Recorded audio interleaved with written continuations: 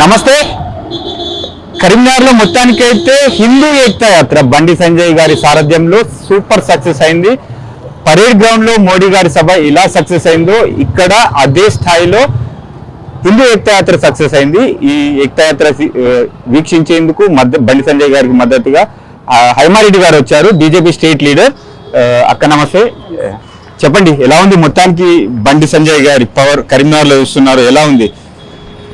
సంజయ్ అన్న super. Already ఏదైతే హిందూ ఏకతా యాత్ర నిర్వహించారో హిందూ బంధువులు అందరూ కలిసి ఏకమై ఒక ఏకతా యాత్రని దిగ్విజయంగా పూర్తి చేయడం జరిగింది. హిందువులంతా ఈ కరీంనగరే కాదు, తెలంగాణ రాష్ట్రం కావచ్చు, భారతదేశం కావచ్చు, ఎక్కడైనా సరే హిందువులంతా ఏకమయ్యి మన హిందుత్వాన్ని, మన హిందూ ధర్మాన్ని, సనాతన ధర్మాన్ని కాపాడుకోవాల్సిన ఆవశ్యకత ఎంతైనా ఉందని హిందువులందరికీ కూడా తెలియజేస్తూ ఉన్నాను. ఈనాడు హనుమాన్ జయంతి సందర్భంగా తెలంగాణ రాష్ట్ర ప్రజలందరికీ కూడా హనుమాన్ జయంతి శుభాకాంక్షలు తెలియజేస్తా ఉన్నాను. కరీంనగర్ చూసినట్లయితే ఈనాడు హిందువులంతా ఎంతో చక్కగా ఈ కరీంనగర్ లో ఉన్నటువంటి ప్రతి ఒక్క హిందువు కూడా తరలి వచ్చి ఈ యొక్క హిందూ ఏకతా యాత్రని దిగ్విజయంగా పూర్తి చేయడం జరిగింది. చాలా సంతోషంగా ఉంది. కరీంనగర్ లో ఉన్నటువంటి హిందూ బంధువులందరికీ కూడా నా యొక్క హృదయపూర్వక ధన్యవాదాలు తెలియజేస్తా ఉన్నాను. ఇంకా మోడీ గారి సభ విషయానికి వస్తే, మరి భారతదేశాన్ని ఈనాడు ఒక ఉన్నతమైనటువంటి స్థానంలో నిలబెట్టినటువంటి వ్యక్తి మన ప్రధానమంత్రి నరేంద్ర మోదీ గారు. మరియు పేద ప్రజల సంక్షేమమే ధ్యేయంగా వికసిత్ భారత్ లక్ష్యంగా 2047 వికసిత్ భారత్ లక్ష్యంగా పేద ప్రజల కోసం ఎన్నో రకాల సంక్షేమ పథకాలు తీసుకొస్తూ ఈనాడు భారతదేశాన్ని ప్రపంచంలోనే ఒక ఉన్నతమైన స్థానంలో నిలబెట్టి విశ్వ గురువుగా స్థానంలోకి ఇంకా తీసుకువెళ్ళడానికి అనునిత్యం పాటుపడేటువంటి ప్రధానమంత్రి నరేంద్ర మోదీ గారి కోసం మరి ఈ యొక్క తెలంగాణ రాష్ట్ర ప్రజలందరూ కూడా వచ్చి మరి ఆ యొక్క సభని విజయవంతం చేయడం జరిగింది. నెక్స్ట్ ఈ యొక్క తెలంగాణ రాష్ట్రంలో భారతీయ జనతా పార్టీ మరి వచ్చి తీరుతుంది. భారతీయ జనతా పార్టీ తెలంగాణ రాష్ట్ర ప్రజల కోసం ఇంతవరకు కూడా 12 లక్షల కోట్ల రూపాయలను ఇవ్వడం జరిగింది. తెలంగాణ రాష్ట్ర అభివృద్ధి అనేది అయింది అంటే దానికి కారణం కేవలం ప్రధానమంత్రి నరేంద్ర మోదీ గారు, భారతీయ జనతా పార్టీని తెలియజేస్తా ఉన్నాను. భారతీయ జనతా పార్టీ నెక్స్ట్ రాబోయేటువంటి కాలంలో ఏ ఎన్నికలలో అయినా సరే మరి భారతీయ జనతా పార్టీ ప్రజలందరూ కూడా ఆశీర్వదించి గెలిపిస్తారు. నెక్స్ట్ ఇంకా ఇంకా తెలంగాణ రాష్ట్ర అభివృద్ధికి భారతీయ జనతా పార్టీ పాటుపడుతుందని తెలియజేస్తూ మరి భారత్ మాతా కీ జై. ఒక్కటి చెప్పండి అక్క, ఇప్పుడు మీరు హిందూ సమ్మేళనాలు నిర్వహిస్తున్నారు, హిందూ ఏకతా యాత్ర నిర్వహిస్తున్నారు, జై శ్రీరామ్ అంటున్నారు. కానీ గతంలో కేటీఆర్ జై శ్రీరామ్ అంటే మన నౌకరు వస్తుందా అన్నారు. ఇప్పుడు దేవాదాయ శాఖ మంత్రి కొండా సురేఖ గారు జై శ్రీరామ్ అంటే ఏమైనా పైసలు వస్తాయా అని అంటారు. సో ఎలా చూస్తారు? కేటీఆర్ గారు మరియు కొండా సురేఖ గారు నిజంగా హిందువులైతే అసలు ఆ మాట మాట్లాడకూడదు. వారు ఒక లీడర్లు అయ్యి ఉండి తెలంగాణ రాష్ట్రంలో ఉన్నటువంటి హిందూ బంధువులందరికీ కూడా ఏమి నేర్పిస్తున్నట్టు, జై శ్రీరామ్ అంటే ఏమొస్తుంది అనేటువంటి వ్యక్తులు అసలు వాళ్ళకి హిందువులుగా జీవించేటువంటి హక్కు అర్హత లేదని తెలియజేస్తా ఉన్నాను. కేటీఆర్ గాని కొండా సురేఖ గాని ఈనాడు కొండా సురేఖ అయితే దేవాదాయ శాఖ మంత్రిగా ఉండి కూడా జై శ్రీరామ్ అంటే డబ్బులు వస్తాయా ఏమొస్తాయా అనేటువంటి మాట్లాడే విధానాన్ని తీవ్రంగా హిందువులందరూ కూడా ఖండిస్తూ ఉన్నారు. ఆమె హిందువులందరికీ కూడా క్షమాపణలు చెప్పాలి. కేటీఆర్ కూడా హిందువులందరికీ క్షమాపణలు చెప్పాలి.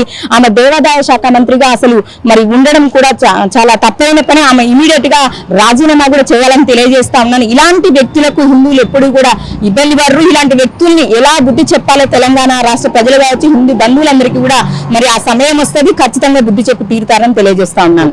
ఇప్పుడు చూడండి, ఇప్పుడు తెలంగాణలో పర్టికులర్ గా ఇప్పుడున్న పరిస్థితుల్లో బండి సంజయ్ గారిని కొన్ని మీడియా సంస్థలు టార్గెట్ చేసి మరి టార్చర్ పెడుతున్న పరిస్థితి ఎలా ఇస్తారు?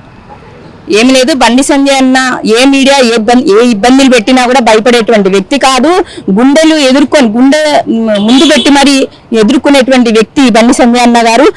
మనం అందరం చూసినాము, తెలంగాణ రాష్ట్ర వ్యాప్తంగా ఎంతో చక్కగా పాదయాత్ర నిర్వహించినటువంటి వ్యక్తి. తెలంగాణ రాష్ట్ర వ్యాప్తంగా భారతీయ జనతా పార్టీని ప్రజలందరి వద్దకి, ప్రజల గుండెలలోకి తీసుకుపోయినటువంటి వ్యక్తి కూడా సంజయ్ అన్న. మరి భారతీయ జనతా పార్టీని అనునిత్యం కూడా ఒక కార్యకర్తగా మరి ఒక నాయకుడిగా ఉండి మరి భారతీయ జనతా పార్టీని ముందుకు నడిపించే వ్యక్తి. మరి ఆయనను ఎవరు కూడా ఏమి చేయలేరని తెలియజేస్తా ఉన్నాను. ఇప్పుడు బండి సంజయ్ గారు అధ్యక్షుడిగా ఉన్న సమయంలో జిహెచ్ఎంసీ ఎలక్షన్స్ వచ్చాయి. 4 కార్పొరేటర్ స్థాయి నుండి 48 తీసుకొచ్చారు. ఇప్పుడైతే ఒక వాదన అయితే క్లియర్ గా వినిపిస్తుంది. జిహెచ్ఎంసీ ఎలక్షన్స్ బండి సంజయ్ గారికి ఒకవేళ ఇన్ఛార్జ్ ఇచ్చినట్టయితే ఖచ్చితంగా ఇక్కడ కరీంనగర్ లో ఎలాగైతే కార్పొరేషన్ కొట్టిందో జిహెచ్ఎంసీ కూడా ఖచ్చితంగా గెలుస్తారని. అది భారతీయ జనతా పార్టీ రాష్ట్ర అధ్యక్షులు అయినటువంటి రామచంద్రరావు అన్న గారు నిర్ణయిస్తారు, కేంద్ర పార్టీ నిర్ణయిస్తుంది. ఖచ్చితంగా బండి సంజయ్ అన్న మరియు ఉన్నటువంటి ఎంపీలు కావచ్చు, ఎమ్మెల్యేలు కావచ్చు, అందరు నాయకులు కూడా జిహెచ్ఎంసీ ఎలక్షన్స్, కార్పొరేషన్ ఎలక్షన్స్ ఎక్కడైతే ఉన్నాయో అవన్నీ కూడా గెలిపించడానికి ప్రయత్నం చేస్తారు. ప్రతి ఒక్క కార్యకర్త కూడా భారతీయ జనతా పార్టీని ప్రతి ఒక్కరు కూడా ప్రతి ఏరియాలో కూడా గెలిపించే విధంగా మరి కష్టపడతారని తెలియజేస్తా ఉన్నాను. ఇప్పుడు రాష్ట్రంలో ఏం సమస్యలు లేవు, బీఆర్ఎస్ చాలా యాక్టివ్ అయింది ఈ 2-3 రోజుల నుండి. బీఆర్ఎస్ యాక్టివ్ అయింది అని అంటే అసలు బీఆర్ఎస్ ఎప్పుడో చచ్చిపోయింది నా లెక్కలో అయితే. ఎప్పుడైతే తెలంగాణ రాష్ట్రం కోసం అనేసి ఎంతో మంది అమరవీరులు అయినప్పటికీ కూడా వాళ్ళని పట్టించుకోకుండా కేవలం కుటుంబం కోసమే పరిపాలించినటువంటి పార్టీ ఏదైనా ఉంది అంటే అది బీఆర్ఎస్ పార్టీ.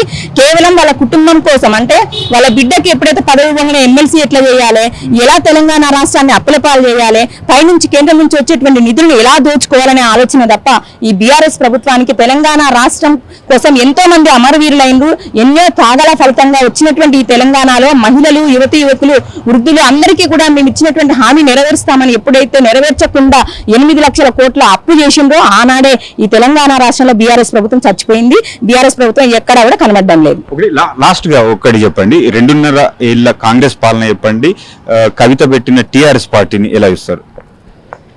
2.5 ఏళ్ల పాలనలో కాంగ్రెస్ ఏదైతే 420 హామీలు, 6 గ్యారెంటీలు అని చెప్పారో ఏ ఒక్కటి కూడా సక్రమంగా ప్రజల వద్దకి వాళ్ళు చెప్పినటువంటి హామీ నెరవేర్చిన పాపాన పోలేదు. మనం చూసినట్లయితే కేవలం ఒక ఉచిత బస్సు చూసినట్లయితే ఇంతకు ముందు మహిళలు బస్సు ఎక్కితే కనీసం గౌరవం ఉండేది, కానీ ఇప్పుడు బస్సు ఎక్కితే కనీసం గౌరవం లేకుండా మహిళల యొక్క రెస్పెక్ట్ లేచి కనీసం ఇప్పుడు పురుషులు మహిళ వస్తే బస్సు ఎక్కితే కనీసం పురుషులు లేచి అయ్యో ఒక మహిళ వచ్చింది కూర్చో అమ్మా అని రెస్పెక్ట్ ఇచ్చేవారు.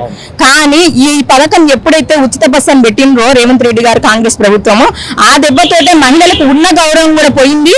వాళ్ళు ఇచ్చిన 6 గ్యారెంటీల్లో ఉన్నది ఆ ఒక్కటి కూడా మహిళల గౌరవాన్ని కించపరిచిండ్రు. మహిళలకు కాంగ్రెస్ నాయకులు ఏమంటారు అంటే మహిళకు స్వేచ్ఛ దొరికింది, ఎటైనా వెళ్ళొచ్చు అని అంటున్నారు, ఫ్రీ బస్ ఇవ్వట్టు. స్వేచ్ఛ దొరకడం కాదు, ఇంకా ఉన్న స్వేచ్ఛను కూడా హరించి వేశారని తెలియజేస్తా ఉన్నాను. 420 హామీలు మరి మేము ఏదైతే ఇచ్చినామో 100 రోజులలోనే మరి మీ అందరికీ కూడా నెరవేరుస్తామని చెప్పినటువంటి కాంగ్రెస్ ప్రభుత్వము ఈ రోజు వరకు కూడా ఏ ఒక్క హామీ నెరవేర్చలేదు. 6 గ్యారెంటీలు కూడా ఏ విధంగా కూడా నెరవేర్చలేదు.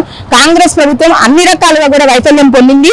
తెలంగాణ రాష్ట్ర ప్రజలు ఖచ్చితంగా కాంగ్రెస్ ప్రభుత్వానికి నెక్స్ట్ రాబోయే ఎన్నికల్లో బుద్ధి చెప్పి తీరుతారని తెలియజేస్తా ఉన్నాను.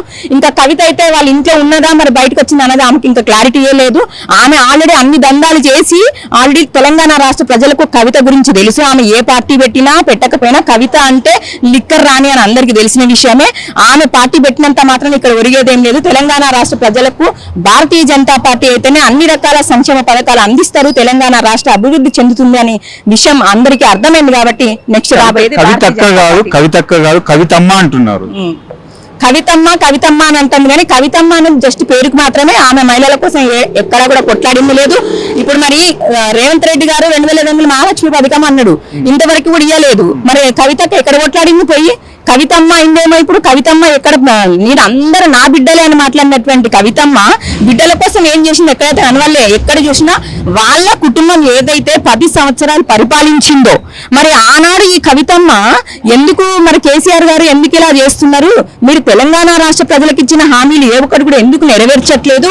మరి నెరవేర్చండి. మనం తెలంగాణ రాష్ట్ర ప్రజల సొమ్మును దోచుకోకూడదు, మరి కేంద్రం నుంచి వచ్చేటువంటి నిధులను మనం దోచుకోకూడదు. పేద ప్రజల సంక్షేమానికి మనం నరేంద్ర మోదీ గారు పంపించారు కదా, మనం వాళ్ళ కోసమే ఎందుకు ఉపయోగించకూడదని ఆనాడు అడగని కవితమ్మ ఈనాడు మాత్రం తెలంగాణ రాష్ట్ర ప్రజలకు కవితమ్మ అయిందంట.